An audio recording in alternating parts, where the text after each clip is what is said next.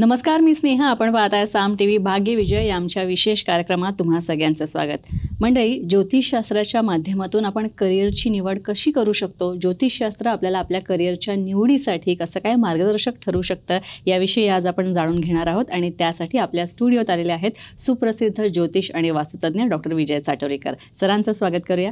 Doctor, तुमचं स्वागत आमच्या स्टुडिओमध्ये. नमस्कार. सरांशी चर्चा करणार आहोत, मात्र त्याआधी थोडक्यात सरांची अल्प परिचय सरांचा करून देते. डॉक्टर विजय साटोरेकर हे गेल्या 25 ते 30 वर्षांपासून या क्षेत्रात कार्यरत आहेत. तसंच ज्योतिषशास्त्र आणि रत्नशास्त्र आणि वास्तुशास्त्र या तिन्हींवर त्यांचा सखोल असा अभ्यास आहे. त्यांनी या दोन्ही विषयांमध्ये PhD सुद्धा मिळवलेली आहे, ही पदवी संपादित केलेली आहे. तसंच रत्नशास्त्रावर त्यांचा खूप चांगला अभ्यास आहे. त्यांना या क्षेत्रातल्या उल्लेखनीय कामगिरीबद्दल अनेक राष्ट्रीय आणि आंतरराष्ट्रीय संस्थांनी पुरस्कार देऊन गौरवला आहे. तसंच ऑनलाईन आणि ऑफलाईन पद्धतीने सर मार्गदर्शन तुम्हाला करू शकतात. त्यासाठी तुम्ही स्क्रीनवर जे नंबर दिले आहेत ते तुम्ही तुमच्या डायरीत नोंद करून घ्या. तसंच आणखी एक महत्त्वाची गोष्ट अशी की विविध ठिकाणी सरांची कार्यालय आहेत. ठाणे, पुणे आणि औरंगाबाद इथे सरांचं कार्यालय आहे. तर तिथे तुम्ही जाऊ शकता आणि सरांची रीतसर अपॉइंटमेंट घेऊन तुम्ही ज्योतिषशास्त्र, रत्नशास्त्र आणि वास्तुशास्त्राविषयी तुम्ही सरांचं मार्गदर्शन घेऊ शकता. चला तर आता चर्चेला सुरुवात करूया आणि ज्योतिषशास्त्र करिअरच्या निवडीसाठी आपल्याला कसं काय मदत करू शकेल याविषयी आपण जाणून घेऊया सरांकडनं. सर, ज्योतिषशास्त्र आपल्याला आपल्या करिअरची निवड करण्यासाठी कसं काय मदत करू शकतं? ज्योतिषशास्त्र हे एक मार्गदर्शक शास्त्र आहे आणि करिअरच्या बाबतीमध्ये करिअरची निवड करत असताना आपण पाहतो की बरेच मुलं, मुली किंवा पालकसुद्धा खूप कन्फ्यूज असतात की नेमकं आपल्या पाल्यासाठी आपण कोणतं करिअर निवडलं पाहिजे, किंवा मुलांना कळत नाही किंवा मुलींना कळत नाही की आपण नेमकं कसं काय निवडलं पाहिजे की फ्युचरसाठी, आपल्या फ्युचर सेफ होण्यासाठी. तर अशा वेळेस ज्योतिषशास्त्र हे चांगलं मार्गदर्शक म्हणून आपल्याला उपयोगी पडू शकतो. कारण काय की ज्योतिषशास्त्र जे 9 ग्रहावर अवलंबून आहे. ते 9 ग्रह जे आहेत त्यांचा एक विशिष्ट स्वभाव आहे, त्यांचं विशिष्ट कारकत्व आहे आणि 12 राशी आहेत. आता हे जे ग्रह आहेत त्या ग्रह आपल्याला काही गोष्टी सुचवत असतात की ते करिअर पाथ कसं निवडायचा, करिअरची दिशा कशी निवडायची. करिअर निवडत असताना आणि आपली कुंडलीमध्ये काही असे स्थान आहेत की ते करिअरसाठी फार महत्त्वाचे असतात. की द्वितीय स्थान आहे, त्याच्यावरून सुद्धा कळतं की तुमचं जसं कुटुंब कसं असणार आहे ते द्वितीयावरून कळतं, तसंच तुमच्या करिअरची दिशा कशी असणार ते पण द्वितीय स्थानावरून कळते. तसं पंचम स्थान हे करिअरसाठी फार महत्त्वाचं असतं. पंचम स्थानामध्ये असलेले ग्रहांची स्थिती काय आहे, ते कोणते ग्रह बसले आणि त्या ग्रहानुसार, आणि तुमचं कर्मस्थान म्हणजे दशमस्थान, हे दशमस्थान हे तुमचं पुढे फ्युचरमध्ये तुमचं काय प्रोफेशन असणार आहे, तुम्ही काय काम करणार आहात, ह्या सगळ्या गोष्टी आपण दशम स्थानावर ठरवू शकतो. आणि नवम स्थान जे असतं ते आपल्यासाठी भाग्यस्थान असतं. त्याला आपण भाग्योदयाचं स्थान किंवा स्टॅबिलिटीसाठी फार महत्त्वाचं स्थान आपण त्याला समजतो. तर ह्या सगळ्यांचा जेव्हा आपण विचार करतो किंवा सगळ्यांचं जेव्हा पत्रिकेचं ॲनालिसिस करत असतो तेव्हा ह्या सगळ्या स्थानाचा आपण विचार करत असतो. तिथे बसलेल्या ग्रह कोणते आहेत, ते ग्रह तिथले त्या स्थानातले स्वामी कोण आहेत, ते स्वामी कोणत्या ग्रहाच्या सानिध्यात बसलेले आहेत, त्या स्थानावर कोणकोणत्या ग्रहाची दृष्टी आहे, ह्या सगळ्या गोष्टीचा बारकाईनं विचार केल्यानंतर आपण हे ठरवू शकतो की आपल्याला आपल्या जीवनामध्ये आपण कोणत्या क्षेत्रामध्ये आपण करिअर करू शकतो, की जेणेकरून आपला एक तर त्याच्यामध्ये आपल्याला सक्सेस पण मिळाले पाहिजे आणि ग्रोथ पण मिळाली पाहिजे. दोन्ही गोष्टी झाल्या पाहिजेत. नुसतं ग्रोथ मिळूनही चालत नाही, तिथं सक्सेस मिळणं तेवढंच महत्त्वाचं असतं. आणि ग्रोथ आणि सक्सेसमध्ये बराच फरक असतो. की ग्रोथ होणं म्हणजे नुसती वाढ होणं, वाढ होण्यापेक्षा त्यासोबत ते सक्सेस पण ते तसंच मिळालं पाहिजे आपल्याला.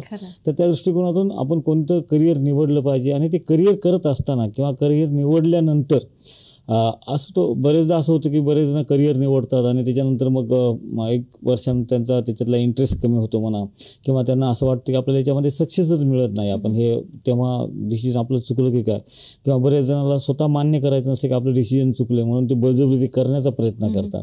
किंवा बरेच जण अशी डिसिजन घेतात करिअरच्या बाबतीमध्ये, किंवा पालकांचा एक अट्टहास असतो की माझ्या मुलांना किंवा मुलींना डॉक्टर झालं पाहिजे किंवा इंजिनियर झालं पाहिजे, किंवा जे काही त्यांच्या मनामध्ये असेल त्यांची जी सुप्त जी इच्छा असते की जे ते करू शकले नाही ते आपल्या पाल्यांकडून त्यांची अपेक्षा असते की त्यांनी तसं केलं पाहिजे.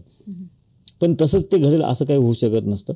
तर त्यासाठी ज्योतिषशास्त्र आपली कुंडली, आपल्या कुंडलीतली ग्रहांची स्थिती ही आपलं चांगलं उत्तमरित्या मार्गदर्शन करते की आपलं जे करिअर आहे किंवा आपल्या करिअरचा पाथ जो आहे तो निवडण्यासाठी, त्याचा निर्णय घेण्यासाठी हे उत्तम असं ज्योतिषशास्त्र आपल्याला साथ देऊ शकतं. राशीचा विचार जर केला आपण एखाद्या व्यक्तीच्या, तर राशीप्रमाणे सुद्धा आपण करिअरची निवड करण्यासाठी आपण राशीचा अभ्यास करून सुद्धा आपण सांगू शकतो का की नाही तुम्ही याच करिअरची? आपण जनरल जेव्हा विचार करतो ना, एक महत्त्वाची गोष्ट की 12 राशी आहेत. 12 राशीमध्ये पूर्ण जग गुंडाळलं गेलेलं आहे. आता त्या 12 राशीला प्रत्येकाचं एक तत्व असतं. त्या तत्वानुसार त्यांचे वर्क जे असतं की त्यांची काम करण्याची पद्धत किंवा ते काम कोणत्या क्षेत्रात करू शकतात ह्या गोष्टी आपण निवडू शकतो. पण ते जनरल होईल की नुसतं राशीनुसार करिअर निवडणं म्हणजे ते जनरल करिअर निवडणं असं झालं. आता काही राशी आहेत की त्या अग्नितत्वाच्या आहेत, काही राशी आहेत जलतत्वाच्या आहेत, काही राशी वायुतत्वाच्या आहेत, काही राशी पृथ्वी तत्वाच्या आहेत. तर ह्या ज्या जे काही तत्व आहेत त्यानुसार त्यांचा एक स्वभाव असतो आणि त्यानुसार त्या कामामध्ये त्यांना इंटरेस्ट येतो. समजा आता जलतत्वाशी संबंधित आहे कर्क रास आहे किंवा वृश्चिक रास आहे किंवा मीन रास आहे, तर ह्या राशींना पाण्याशी संबंधित, जमिनीशी संबंधित ह्या क्षेत्रामध्ये ते करिअर करू शकतात. पण नुसतं राशीमुळं करिअर निवडणं मला वाटतं ते योग्य ठरणार नाही. कारण कसं असतं की त्याच्यासोबत तुमच्या पत्रिकेतले तुम्ही जेव्हा जन्माला जी पत्रिका तयार होते त्याला आपण जन्म लग्न कुंडली म्हणतो. आणि ती कुंडली आपल्याला आयुष्यभर आपल्याला मार्गदर्शन करत असते की आपल्याला आपले काय काय अंदाज बांधता येतील आपल्या जीवनामध्ये, काय काय शक्यता आहेत, ह्या सगळ्या गोष्टीचा आपला अभ्यास किंवा एक प्रिडिक्शन ज्याला म्हणतो आपण, ते आपण जन्मलग्न पत्रिकेहून करत असतो. आणि त्या पत्रिकेमध्ये, त्या कुंडलीमध्ये तुमच्या पंचम स्थानाशी संबंधित ग्रहांची स्थिती कशी आहे, तुमच्या द्वितीय स्थानाशी संबंधित ग्रहांची कशी स्थिती काय आहे, तुमच्या दशम स्थानाशी संबंधित ग्रहांची स्थिती काय आहे, तुमच्या नवम स्थानाशी संबंधित ग्रहांची स्थिती काय, आणि दशम स्थानाचं जे नवम स्थान आहे ते म्हणजे षष्टम स्थान, ह्याचा पण आपण बऱ्याच वेळेला विचार केला पाहिजे करिअर निवडत असताना, की जेणेकरून आपल्याला त्याच्यामध्ये आपला निर्णय चुकला नाही पाहिजे आणि कुठे पश्चाताप करायची वेळ आली नाही पाहिजे. कारण करिअरमध्ये कसं असतं की एकदा जर ती घडी चुकली किंवा तो जर निर्णय चुकला तर एक तर नैराश्य येतं आणि दुसरी गोष्ट की पुढे नवीन करताना एक भीती निर्माण असते की आता पहिल्याच्यात अपयश आला तर दुसरं जर नीट होतं का नाही आपल्याला, ते एक भीती मनात बाळगून आपण ती निर्णय घेत असतो. तर मला असं वाटतं की राशीनुसार करिअर निवडण्यापेक्षा एक जाणकार ज्योतिषीचा सल्ला घेऊन तुमच्या पत्रिकेचं पूर्ण ॲनालिसिस करून आणि तुमची वर्तमान स्थितीतले म्हणजे गोचरीतले ग्रहमान आणि तुमच्या जन्मताचे ग्रहमान ह्या सगळ्यांची सांगड व्यवस्थित घालून आणि तुम्हाला वर्तमान स्थितीमध्ये कोणती महादशा चालू आहे, अंतर्दशा चालू आहे, तुमचे नक्षत्र, याच्यात नक्षत्रांचा पण खूप प्रभाव असतो.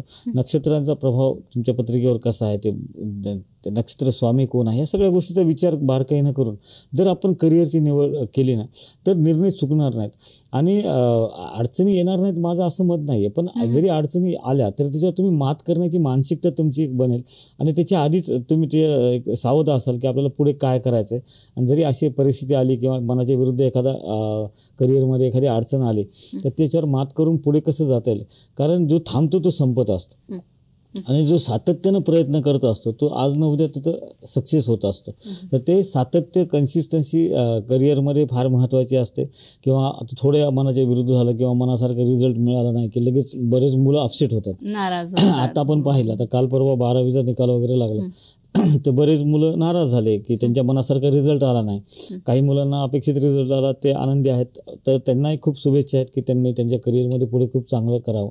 पण जे मुलांना मनासारखा रिझल्ट मिळाला नाही किंवा अपयश आलेलं आहे तर ह्यांनी नर्वस व्हायची गरज नाही आहे. कारण मी माझ्याकडे येणाऱ्या प्रत्येक पाल्यांना किंवा पालकांना दोघांना मी एक गोष्ट व्यवस्थित समजून सांगत असतो की यश आणि अपयश ह्या ज्या गोष्टी आहेत ना, ह्या आपल्या हातातल्या नाहीत. आपल्या हातामध्ये फक्त 100% प्रयत्न करणं ही गोष्ट आहे. आणि महत्त्वाची गोष्ट कसं की लहानपणी आपण सायकल शिकतो, जेव्हा सायकल लहानपणी शिकत असतो तेव्हा बरेचदा सायकलहून पडतो, तरी पण आपण पुन्हा त्या सीटवर बसतो, पुन्हा ते सायकलचं हँडल हातात घेतो आणि जोपर्यंत सायकल परफेक्ट येत नाही तोपर्यंत आपण तिचं पिच्छा सोडत नाही आणि ते शिकत राहतो. तसंच आपलं आयुष्य आहे, तसंच आपल्या करिअरमध्ये पण असतं की प्रत्येक वेळेस तुमच्या मनासारखाच रिझल्ट येईल असं काही नसतं. कधी कधी आपण चिंतन केलं पाहिजे की कुठं आपण कमी पडलो, कुठं आपण ओव्हर कॉन्फिडन्समध्ये गेलो, तर अशा वेळेस अपयश येतं. पण त्याचा अर्थ असा नाही की तुमच्यासाठी ती गोष्ट नाहीच आहे. आज नाही तर उद्या ती मिळू शकते. फक्त तुमच्या प्रयत्नामध्ये सातत्य असणं फार गरजेचं असतं आणि तुमच्या प्रयत्नामध्ये जर सातत्य असेल तर तुम्ही कोणतीही गोष्ट अचीव्ह करू शकता आणि तिथं सक्सेस मिळवू शकता. कोणत्या स्थानात आयडियल जी दशा असावी तर कोणते ग्रह नसावेत त्या स्थानामध्ये? कसं असतं की आपण पाहतो की पंचम स्थान हे करिअरसाठी फार महत्त्वाचं आणि पंचम स्थानाशी संबंधित ग्रहांची स्थिती काय आहे म्हणजे ते शुभग्रह असतील. आता आपण हे टेक्निकली जरी विचार केला ना तर हे शास्त्र फार आपण पूर्ण अभ्यास केला ह्या शास्त्राचा तर आपल्याला कळतं की याच्यामध्ये फार बारकाईनं सगळ्या गोष्टी आपल्याला सांगितलेल्या आहेत की जसं मंगळाचा संबंध तुमच्या पंचमाशी येतो आहे, तुमच्या दशमाशी येतो आहे, तुमच्या पराक्रम स्थानाशी येतो आहे किंवा तुमच्या द्वितीय स्थानाशी येतो आहे. तर अशा वेळेला तुम्ही सिव्हिलशी संबंधित, सिव्हिल क्षेत्राशी संबंधित, बांधकामाशी संबंधित, जमिनीशी संबंधित अशा क्षेत्रामध्ये तुम्ही करिअर करू शकता. जर तुमचा संबंध पंचमाशी बुधाचा येत असेल तर किंवा एकादश स्थान जे लाभ स्थान आहे तर तिथं बुधाचा संबंधित असेल तर तुम्ही एज्युकेशन क्षेत्राशी संबंधित याच्यामध्ये तुम्ही काम करू शकता. कारण बुध हा बुद्धीचा कारक आहे. गुरु येत असेल तर तुम्ही आध्यात्मिक क्षेत्रामध्ये किंवा तत्त्वज्ञान देण्याच्या क्षेत्रामध्ये, कारण गुरु हा ज्ञानाचा कारक आहे. तर असे हे ग्रहाचे जे स्वभाव आहेत हे पण आपल्याला भरपूर काही गोष्टी सांगून जातात की तुम्ही कोणत्या क्षेत्रामध्ये काय केलं पाहिजे. तर तुमचा गुरु कसा आहे, तुमचा बुध कसा आहे, तुमचा मंगळ कसा आहे. शनी असेल तर तुम्हाला टेक्निकलमध्ये, कायदेशीर क्षेत्राशी संबंधित या क्षेत्रामध्ये तो लाभ देतो. तर ह्या सगळ्या गोष्टीचा पंचम स्थानाशी काय संबंध येतो आणि ह्याच्यावर आपण जर अभ्यास केला त्यानुसार आपण ठरवलं की नेमकं आपल्याला कोणत्या क्षेत्रामध्ये यश मिळू शकतं. तर तुमच्या पत्रिकेचा अभ्यास करून आपण ते सांगू शकतो की तुमच्या पंचमाशी संबंधित कोणते ग्रह आहेत आणि तुम्ही कशामुळे कोणकोणत्या क्षेत्रामध्ये तुम्ही काम करू शकता किंवा त्या क्षेत्रामध्ये तुम्हाला चांगलं यश मिळू शकतं. नक्कीच आपण अजून सरांकडनं, डॉक्टरांकडनं हे जाणून घेणार आहोत. ज्योतिषशास्त्राचा आपण वापर आपल्या करिअरच्या निवडीसाठी आणखी प्रभावीपणे कसा करू शकतो. मात्र त्याआधी एक छोटासा ब्रेक घेऊया भाग्यविजयमध्ये.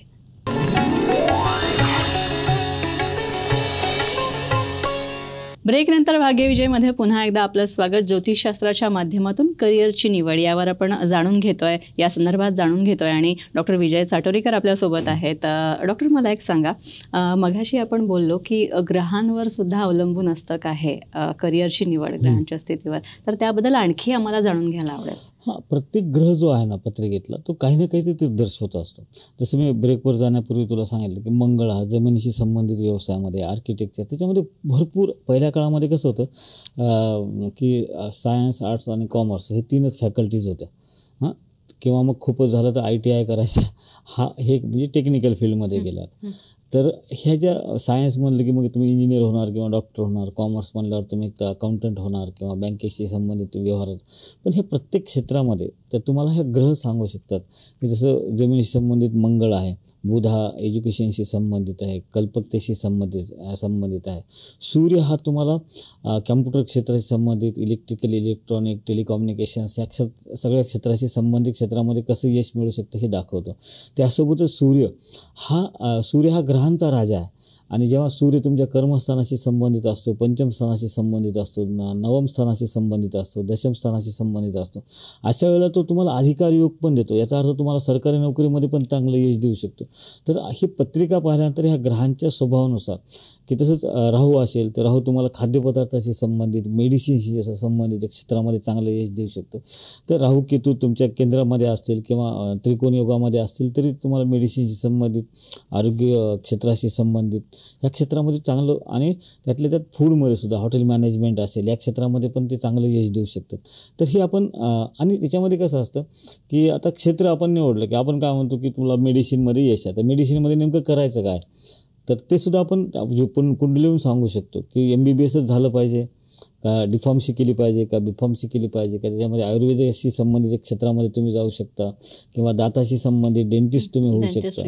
तर ही जे सगळ्या गोष्टी आहेत ना, जेव्हा आपण बारकाईनं त्या म्हणजे हे एका ग्रहाहून नाही ठरत, तर त्या ग्रहाला सपोर्टिव्ह ग्रह कोणते आहेत, त्याला स्वामी कोण आहे, ह्या सगळ्या गोष्टीचा जेव्हा आपण बारकाईनं विचार करतो आणि तेव्हा आपल्या लक्षात येतं की खरंच आपण योग्य ती करिअरची दिशा आपण आपल्या पत्रिकेवर आपण ते ठरवू शकतो. आणि बरेचदा असं माझ्याकडे बरेच जण असे पण येतात की त्यांनी असं काही न पाहता पाहता कुणीतरी करायला म्हणून आपण ते करायचा प्रयत्न करतात, की बरेचदा आपल्या घरामध्ये असतं की मामाच्या मुलांना इंजिनिअरिंगला ॲडमिशन घेतलं किंवा आपणही घेतलं किंवा आपल्या मित्रांनी घेतलं म्हणून आपण घेतो, अशा अनेक गोष्टी असतात. मग अशा वेळेला नंतर कळतं काही वेळा की काही आपल्याला याच्यात इंटरेस्टच नाही किंवा आपल्याला ते जमतच नाही. महत्त्वाची गोष्ट काय की जेव्हा जमत नाही, आता हे जमत नाही म्हणजे हे कारण सांगणं झालं की ते आपल्याला जमत नाही म्हणजे आपण तेवढी मेहनतच घेत नाही तिथे किंवा इंटरेस्ट घेत नाही. जिथे इंटरेस्ट असतो कधी तर सगळ्या गोष्टी जमत असतात, जिथे इंटरेस्ट नसतो तिथे गोष्टी जमत नाहीत. जसं आमच्या लहानपणी असंच इंग्रजीचा बाऊ असायचा की इंग्लिश म्हणलं की फार घाबरायचे लोक, तर तसं ते त्याच्याबद्दलची भीती असायची. तर ती भीती कमी करून त्याच्यामध्ये इंटरेस्ट घेऊन जर तुम्ही प्रत्येक क्षेत्रामध्ये प्रयत्न केले आणि एखादं असं क्षेत्र निवडलं की तिथे तुमच्या पत्रिकेमध्ये असं बरेचदा असतं की माझ्यासमोर असे बरेच क्लायंट येतात की त्यांच्या पत्रिकेमध्ये करिअरची दिशा वेगळी असते पण त्यांनी वेगळंच निवडलेलं असतं काहीतरी आणि ते करत असतात, त्याच्यामध्ये मेहनत घेतात, अपयश येतं तरी पण ते मेहनत घेत असतात, पण त्याच्यामध्ये ती कन्सिस्टन्सी असते. ती कन्सिस्टन्सी असल्यामुळं काय की ते जिद्द सोडत नाहीत. एक तर त्यांना तरी हरावं किंवा ह्यांनी तरी हरावं असा एक ते मनामध्ये दृढ संकल्प त्यांचा केलेला असतो. अशा वेळेस सुद्धा ते सोपं होण्यासाठी सुद्धा आपण उपाय करू शकतो. आपले ग्रह आहेत, आपले कोणते ग्रह तुम्हाला त्याच्यामध्ये अडचणीचे ठरू शकतात, कोणत्या ग्रहामुळे ते सक्सेस होत नाही, ह्या सगळ्या गोष्टीचा विचार करून जर आपण त्या क्षेत्राशी संबंधित कोणते ग्रह आपल्याला उपयोगी पडू शकतात त्याच्यावर काही उपासना जर केल्या तर त्याच्यात यश मिळतं. आणि प्रत्येक ग्रह हा तुम्हाला तुमच्या पत्रिकेमध्ये तेवढाच महत्त्वाचा असतो. या अमुक एका ग्रहानं एक ग्रह 9ला 9 ग्रह तुमच्या पत्रिकेमध्ये असणं गरजेचं असतं आणि ते असतातच प्रत्येकाच्या पत्रिकेमध्ये. पण बरेच जण म्हणतात की हा एकच ग्रह स्ट्रॉंग असेल तर बाकीच्या सगळ्या ग्रहावर मात करतो, पण प्रत्येकाचं अस्तित्व असणं तेवढंच गरजेचं असतं. आणि तुम्ही जेव्हा एखाद्या क्षेत्राशी निगडीत प्रश्न असतो कोणाचाही, तर तेव्हा ते क्षेत्र निवडत असताना त्या संबंधितला ग्रह कोणता असेल किंवा त्या एखाद्याला जल संपत्तीशी काम करायचं आहे किंवा पाण्याशी द्रव पदार्थाशी संबंधित काम करायचं तर अशा वेळेला त्यांचा चंद्र कसा आहे, चंद्र कुठं आहे, चंद्राचा संबंध कोणकोणत्या ग्रहाशी येतोय, तर अशा वेळेस तो चंद्र फार महत्त्वाचा ठरतो की त्यानुसार त्यांचे डिसिजन घ्यायचं असतं. कोणाला जमिनीशी संबंधित काम करायचं त्यांचा मंगळ महत्त्वाचा असतो. जिथं शनी आणि मंगळ येतो तेव्हा सिव्हिल इंजिनिअरिंगकडे जाण्याचा योग येतो, जेव्हा शनी आणि शुक्र येतो तेव्हा आर्किटेक्चर तिकडे जाण्याचा योग येतो. मंगळ शनी आणि शुक्राचा संबंध आल्यावर ते आर्किटेक्चर तिकडे जाऊ शकतात. म्हणजे हे जे काही प्रत्येक क्षेत्र आहेत आणि त्या क्षेत्रातले जे काही उपक्षेत्र असतील त्याच्यामध्ये सुद्धा आपण परफेक्ट डिसिजन घेण्यासाठी या ग्रहांचा वापर करून घेऊ शकतो. आवडीच्या क्षेत्रात जर करिअर करायचं असेल तर ऑफकोर्स प्रयत्न तर हवेत, पण त्याचबरोबर काही ज्योतिषशास्त्रीय उपायांची जोड आपण देऊ शकतो का? नक्कीच. काय असतं, काही छंद असतात व्यक्तींना किंवा एखाद्या गोष्टीमध्ये इंटरेस्ट असतो, कोणाला लिखाणामध्ये इंटरेस्ट असतो, कोणाला गायनामध्ये असतो, कोणाला खेळण्यामध्ये असतो, पण बरेचदा असं असतं की ते छंदच असतात, त्याच्यामध्ये करिअर नाही होऊ शकत. आता एक लक्षात असते की याच्यामध्ये महत्त्वाची गोष्ट असते की तुम्ही जेव्हा छंद करिअर म्हणून जोपासता तेव्हा तिथं तुमची जिद्द फार महत्त्वाची असते की तुम्ही त्याच्यामध्ये कुठपर्यंत पुढे जाणार आहेत, तुमची तिथं प्रयत्नाची परिकाष्ठा काय करणार आहात तुम्ही, ह्या दृढ संकल्प पण तेवढाच महत्त्वाचा असतो. पण जिथे छंदानुसार आपल्याला काम करायचं असतं ना तिथं संघर्ष पण खूप असतो. आणि अशा वेळेला बरेचदा मग इतर जो प्रेशर असतं आपल्याला, कौटुंबिक प्रेशर म्हणा किंवा सामाजिक प्रेशर म्हणा, की आपण एखाद्या ठरवलं की आता एखाद्या मुलानं ठरवलं की त्याला कलाक्षेत्रामध्ये करिअर करायचं आहे, त्या कलाक्षेत्रामध्ये खूप संघर्ष असतो, लवकर यश मिळत नाही, बरेच दिवस त्याच्यामध्ये वय वाढत जातं आणि मग कौटुंबिक प्रेशर यायला सुरुवात होते. मग आजूबाजूचे नातेवाईक त्याला विचारायला लागतात की अरे अजून काहीच नाही तुझं, तू काय करणार आहे, मग ते प्रेशर यायला लागतं. तर अशा वेळेस माझं म्हणणं की तुम्ही जर तुमचा दृढ संकल्प जर परफेक्ट असेल आणि त्याच्यावर तुम्ही ठाम असाल तर तुम्ही त्याच्यामध्ये यश मिळवू शकता. तर अशा वेळेला काय असतं की जर तुम्हाला त्यात खूप अडचणी येत आहेत की तुम्हाला अपॉर्च्युनिटी क्रिएटच होत नाहीत, की तुम्ही प्रयत्न करूनही तुम्हाला तिथं सक्सेस मिळत नाही, तर अशा वेळेला काही ग्रह ज्या क्षेत्राशी संबंधित तुम्ही प्रयत्न करताय, आता कलाक्षेत्राशी संबंधितसाठी शुक्र फार महत्त्वाचा असतो. शुक्र हा कलेचा कारक आहे, तसाच तो भावनेचा पण कारक आहे, उपभोगाचा पण कारक आहे, सुखाचा पण कारक आहे आणि तो सगळे सुख देणारा पण ग्रह आहे. पण त्यासोबत जर एखादा पापग्रह असेल, शनी असेल, मंगळ असेल, राहू असेल, केतू असेल, सूर्य असेल, तर पापग्रहाचे युक्त जर शुक्र असेल तर तो तुम्हाला लवकर यश देत नाही. तर अशा वेळेस ते शुक्र जर तुमचा कमजोर असेल किंवा सूर्याच्या सानिध्यात येऊन तो अस्तंगत झाला असेल, तर अशा वेळेला सूर्य जरी तुमच्या चांगल्या स्थानात बसलेला असेल तर तो लवकर तुम्हाला कलाक्षेत्रात यश देणार नाही. तर अशा वेळेला शुक्राची उपासना केली पाहिजे. शुक्राचे मंत्र आहेत, यंत्र आहेत, त्याचे काही रत्न पण असतात, ते रत्न पण आपण धारण करू शकतो. आणि त्यासोबतच कोणतंही क्षेत्र निवडा तुम्ही. जमिनीशी संबंधित क्षेत्रामध्ये तुम्हाला कन्स्ट्रक्शन कंपनीमध्ये स्वतःची कंपनी चालू करायची आणि तुम्हाला त्याच्यामध्ये बरेचदा असं होतं की तुम्ही कन्स्ट्रक्शन कंपनीमध्ये काम चालू करता आणि तुम्ही एखादा प्रोजेक्ट उभा करता आणि ते सेल आउट होत नाही, मग त्याच्यामुळे बरेचदा अडचणी येतात. किंवा तुम्ही सिव्हिल इंजिनिअरिंगला ॲडमिशन घेता, त्याच्यात तुम्हाला यश मनासारखे मिळत नाही. किंवा राहू केतू तुमचे केंद्रामध्ये आहेत, तुम्ही मेडिकलला ॲडमिशन घेता आणि मेडिकलचे ते लवकर क्रॅक होत नाही, त्याच्यामध्ये अडचणी येतात. अशा वेळेला त्या ग्रहाशी संबंधित आपण उपासना केल्या, उपाय केले, तर मला वाटतं की अडचणी येतच असतात आणि तिथं फक्त आपण आपल्या याच्यावर ठाम राहायला पाहिजे आणि आपल्या प्रयत्नावर आपण ठाम राहायला पाहिजे. आपले प्रयत्न अधिक ईश्वरी उपासना बरोबर यश, हे जीवनाचं सूत्र आहे. आणि तुमच्या प्रयत्नामध्ये सातत्यानं तुम्ही जर प्रयत्न केले आणि ते जे काही ग्रह कोणते आडवे येत आहेत किंवा त्याच्यामुळे तुम्हाला अडचणी निर्माण होत आहेत, तर त्यासाठी माझं मत आहे की तुम्ही जाणकार ज्योतिषाला सल्ला घ्या आणि त्याच्यावर योग्य ते उपाय करा की जेणेकरून तुमच्या प्रयत्नाला योग्य वेळी आणि योग्य पद्धतीने यश मिळालं पाहिजे. तर तुम्हाला जर आणखी मार्गदर्शन हवं असेल ज्योतिषशास्त्रीय, वास्तुशास्त्रासंबंधित किंवा रत्नशास्त्राशी संबंधित, तर तुम्ही डॉक्टर विजय साटोरेकर यांना भेटू शकता. आणि त्यासाठी स्क्रीनवर जे आता तुम्ही नंबर्स पाहताय त्या संपर्क क्रमांकावर संपर्क करून तुम्ही सरांची रीतसर अपॉइंटमेंट घेऊ शकता, सरांना भेटू शकता. सर नक्कीच तुम्हाला योग्य ते मार्गदर्शन करतील. डॉक्टर तुम्ही इथे आलात त्यासाठी खूप खूप आभार तुमचे. धन्यवाद. यानंतर भाग्यविजयमध्ये इथेच थांबतोय. नमस्कार.